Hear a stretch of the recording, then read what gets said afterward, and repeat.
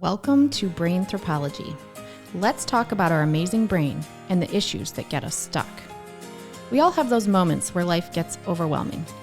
It can be related to injury or illness, or an issue with your kids, or just because life is crazy and we need a little help and encouragement. Our team of therapists, expert guests, and clients are here to deep dive into the topics that matter most. We will share information with our listeners that encourages, educates, and empowers. This episode is brought to you by Galaxy Brain and Therapy Center, helping clients live their best lives by implementing strategies such as those discussed in this podcast. Galaxy Brain and Therapy Center is located in Ann Arbor, Michigan, serving southeastern Michigan for in-person and community-based services. Out-of-state virtual and teletherapy services available for OT, PT, speech, mental health, and mindfulness. Check out their website at galaxybraincenter.com.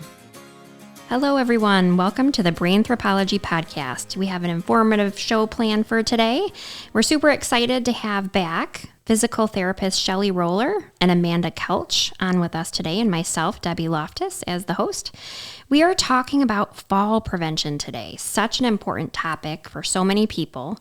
Before we get started, we always like to encourage people to start their day with gratitude, and one way to do that is sharing a personal or professional positive, as simple as they may be. So mine today is actually my coffee. So cheers. And with this cool, crisp day, I came into the studio and it was wonderful because I opened the refrigerator and they had cinnamon toast crunch creamer. What in the world? Like, mind boggled. I never knew that they had cereal flavored creamer. So it's amazing. So kudos to them. That is my positive. What about you, Amanda? What is your positive today? I would say just the beautiful weather this week. You know, we're in Michigan. It's unusually warm for November. My husband and I were just able to sit outside and enjoy a fire last night, and that was amazing. Oh, that's incredible. That smell of bonfire in Michigan. That's my favorite. It was a beautiful night last night. What about you, Shelly? I recently got a puppy a couple weeks ago, and we have been accident-free for a few days now. Goodness. We're What kind of hoping. puppy? He's a total mutt. We're really not sure what he I is. love it. Yeah, so we think hound mix, but who knows really. He's just, he's now 16 pounds, so he's doubled in size since we've gotten him, but he's just full of energy and joy. Oh, that's the best. Yeah. That is the best. So if you've listened to our podcast on the vestibular system, then you know that Shelly and Amanda are both experienced physical therapists, and we are so grateful to have them both on our show again today to share their expertise related to fall prevention. So why don't we go ahead and start out by answering the question, why is fall prevention so important? I'll take that. I think if you read anywhere or if you looked anywhere, you know that falls in the elderly are a huge problem. The CDC has a great website and has a ton of information on there. But I'll just highlight a few of them. Falls in general have a huge cost to both the individual as well as society. Every 20 minutes, an older adult, and I think that's defined as somebody over the age of 65, dies from a fall. That results in approximately 34,000 preventable deaths a year. Oh my goodness. I know, that number is pretty staggering. Yeah. There are approximately 3 million trips to the emergency room department every year that are fall related.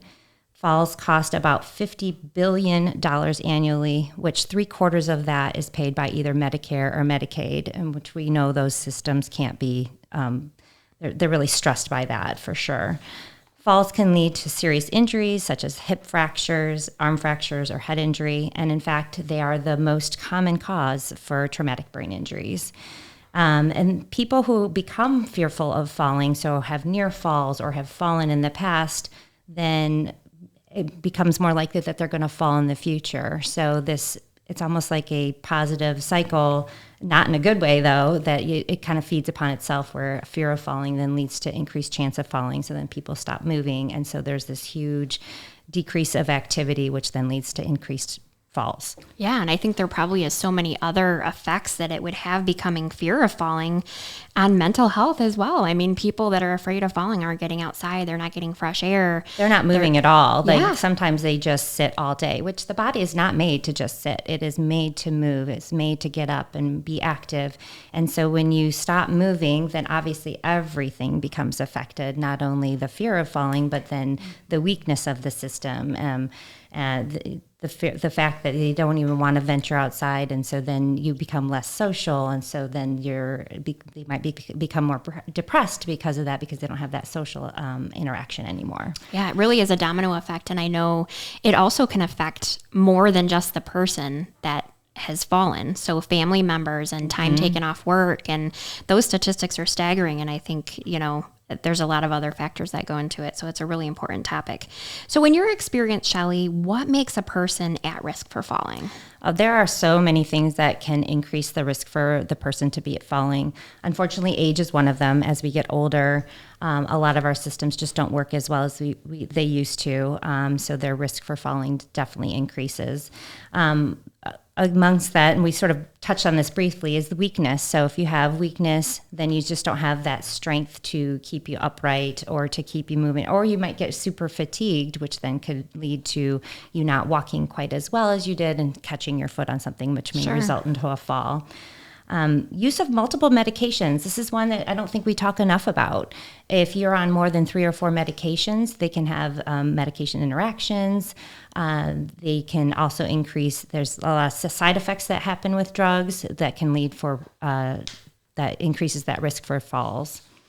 Vision problems. So as we age, or if you have something that causes your vision to become less clear and blurry, then you might not be able to tell that depth perception. So you're misjudging where that step is, or things just aren't crystal clear, and you just can't navigate your system like you used to.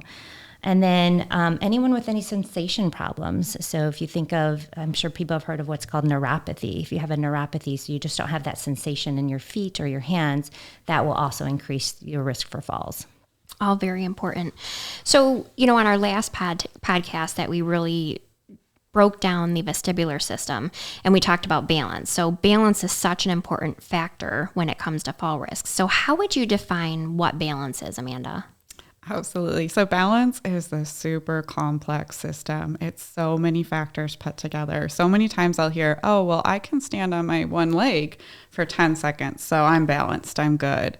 Or, I can walk a line heel to toe. So, I think my balance is okay, even though I'm falling. And it's happening maybe at night when it's dark.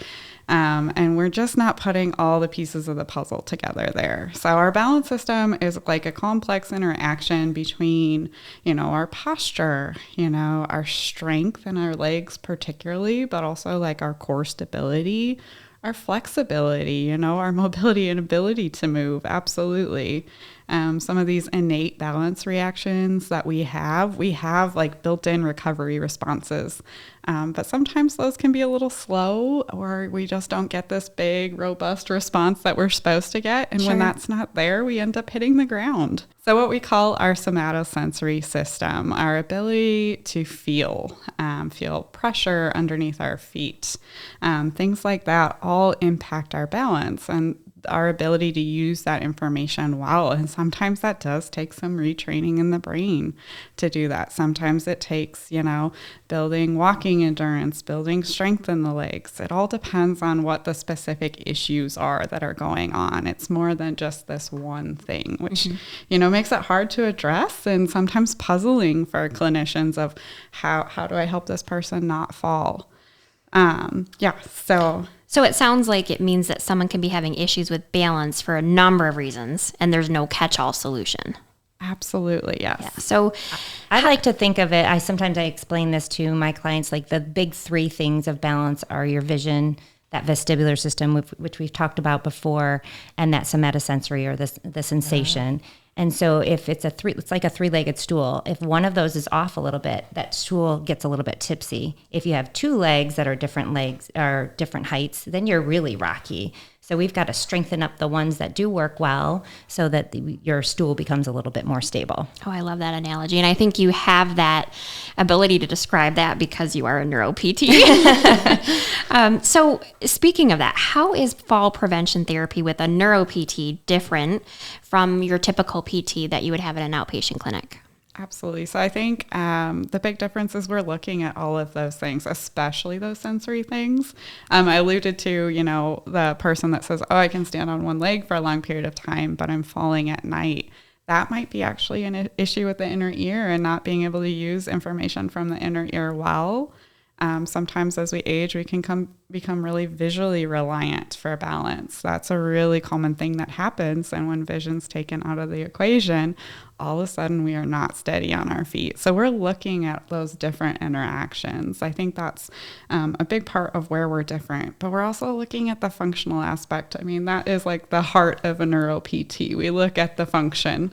So we're looking at things like walking speed. Your walking speed can put you at higher risk for falling. We know a walking speed, I know this doesn't mean much, 0.8 meters per second or below, you're at higher risk of falling. One of the weird things that we sort of do is counterintuitive. So we slow down our walking speed when we're not feeling steady on our feet. But when we slow down our walking speed, we have to control our balance so much more. Oh, that's interesting. So we actually increase our risk of falling. So that's getting into a little bit of what Shelley was talking about, is that fear of falling can increase falling. Sure. Oh, that's really interesting. So now that we know what fall prevention therapy is, I'm sure our listeners want to know, how do you prevent falls? Yeah, so I would say just, taking good care of yourself, doing those preventative things, seeing your primary care physician yearly, checking in with them and checking in with your risk factors. They're going to be the person primarily in the community that is screening you and seeing that if you're at risk for falling and kind of recommending like follow-up services. So definitely a good place to start there. The other one, doing an annual medication review, whether that's with your primary care physician or your pharmacist, because a lot of our medications as we age can actually cause things like dizziness and low blood pressure, which absolutely impacts our steadiness on our feet. Yeah. Annual vision and hearing exams. Vision and hearing, or inner ear, are such a big part of the equation. And in fact, hearing in itself and not going ahead with hearing aids when you maybe need is another thing that puts us at risk of falling, believe it or not. Can I give a shout out to my dad? Dad, if you're listening, get your hearing exam. Why? What'd you say? Yeah, exactly. Yeah, but it's a part of that kind of downward spiral that Shelley was describing of like, where all of a sudden if we're not hearing well, we're not participating in the social things, we're not getting out in the community, we're not, doing the things that we were doing before and moving. And as we don't move, that's when things are going to start to break down for sure. That's a lot of great information. Yeah. So one thing that I didn't hear about that I would love to hear about is your environment. So from an OT, we always look at the environment, of course. So I love having OT, PT feedback. What can you do to make your home safer? So as an OT, one of the number one things that we recommend to people, and I know my parents are so sick of hearing me say it, but to remove throw rugs in the home. I think that's such an important aspect of looking at fall prevention is the environment. Can you give me some examples of how you can modify your environment to make it a safer place to prevent falls? There are some pretty easy things that people can do to make sure that you can kind of age in place.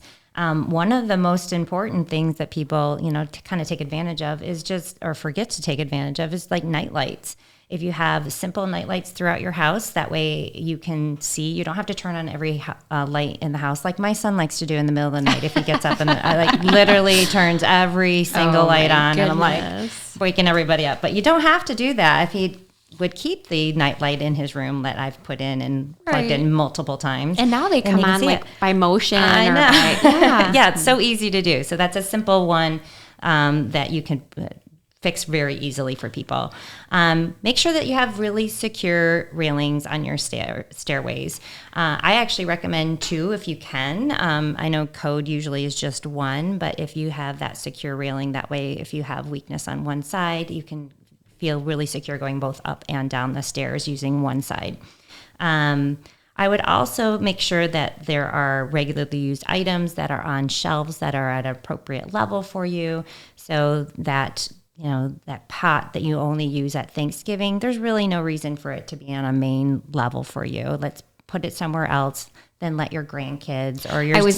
I was just going to say that. It's okay to ask for help. I mean, if you're over 65 and you're getting on a 6-step ladder, you do not need to be doing that. Getting the Christmas bins down, ask for help. I think that should have been probably number one, honestly. Yeah. So don't be afraid to ask for help, because I think that's really, really important. As well as the things that I've mentioned before, and you've said the area rugs, which we definitely recommend. And the reason for that is you can catch your toe very easily on that. And you can secure them. There are safe ways to secure them, but that would be one thing that, you could talk to your therapist about. And if you're unsure of whether your house is safe, have an OT come in. They're fantastic about doing things. Yeah, exactly. Absolutely. And make sure those walking spaces in your home are free of clutter. Yes. Speaking of my puppy, I mean, there's toys now everywhere again. I feel like I have little kids again. So you have to really watch that. So if, like, when my kids were little and had Legos all over the floor, I'd put my foot down there and it hurts. And so then what do? You end up bouncing around on one foot. And so if you are an older person that has trouble with single leg balance, all of a sudden you're falling over.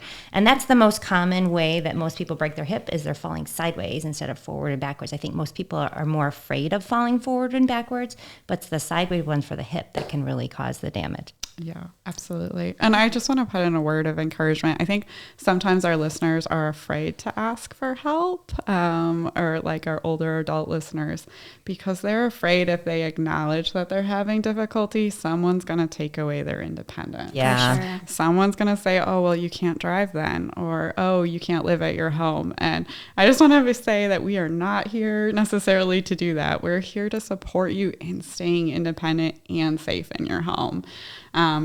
Certainly there are going to be times where we're going to recommend some like additional services or support, but we're here to, I feel like the battle cry of physical therapists is to get you independent as possible and to keep you safe. For sure. And I think that advice can be, people take it as being counterintuitive, and it's actually not. So I've actually had clients, when I recommend, something like if they're at the stove and they forgot to put on, turn off the stove, and I have this reminder that we put on, and they say, oh, I don't want that, because then you're not going to be able to live independently. And I try to explain to them that's actually, if you can demonstrate to me that you have the insight to be open to have these adaptive things that will help you become independent, or identify these strategies that we're talking about, then you can actually independently live longer. Mm-hmm. And that's a hard concept for people. One other thing I think that I didn't mention, that's another easy fix, is footwear. I think people forget about what type of shoes they're wearing, or lack of shoes. Like flip-flops. Okay, we just came off the summer. Everybody loves flip-flops. But as a physical therapist, we cringe every time we have somebody who's older come in in flip-flops. I'm like, oh, no. House slippers. Or house slippers, with no traction. I had somebody who just had a knee replacement come in this clog. And I was like, oh goodness. Yeah. Can we talk about this for a second? Yeah. And then I had another client, she's like, I got new shoes. And I'm like, great, where are they? Well, they're new. I don't want to wear them. I'm like, but that's kind of the purpose. These are falling apart. And there's a lot of studies right now that are showing that, like, the more minimalist shoe, so something without a lot of cushion, which is kind of against what everyone has been talking about lately, because you want that soft cushion because it feels good on your foot, but it also decreases that sensory input. So for people who are at higher risk of falling, we sometimes then recommend a more of a minimalist shoe so they can get more of that feedback for them. Oh, that's awesome information. So we also have some resources and links that will be in the, we'll put them on our show notes. One of which being CDC Older Adult Fall Prevention. So if you type that in Google, it'll come up with some great information from the CDC, and also the National Council of Aging. So again, we'll put these links in the show notes. That is a ton of information about fall prevention. Let's review some of the important points that we went over today. So we talked about why fall prevention is so important and that falls are most common cause for traumatic brain injuries. We talked about what can increase your risk of falling, such as age, lower body weakness, and vision issues. We talked about how complex the balance system is and how different fall prevention therapy is with a neuro-PT than maybe a typical PT. We also talked about some easy things that we can do in our environment, like remove throw rugs to prevent falls in the home, and we want to remove any tripping hazards to make sure that all areas of our home is well lit as well. So we hope you enjoyed today's podcast. Like I said before, please see the show notes for some great links and resources. If you found it helpful or you think of any of your friends or family would benefit from hearing it, please share this episode. Feel free to check out other episodes at brainthropology.com. After listening to this podcast, if you think that you may be at a higher risk of falls and you want a neuro-PT fall risk assessment with either Shelly or Amanda, feel free to call Galaxy Brain Center or go online at galaxybraincenter.com to set up a fall risk assessment. As always, we encourage you to be courageous and move forward in your day with hope, joy, and purpose. While we love what we do and are as passionate as they come, the information on this podcast and discussion is for educational purposes only and should not replace professional medical advice.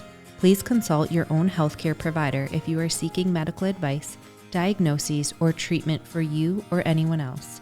We do our very best to provide correct information, but please understand science and medicine is ever-changing. We welcome feedback, comments, suggestions, or correction of errors. This disclaimer applies to any guest or contributors to the podcast or blog.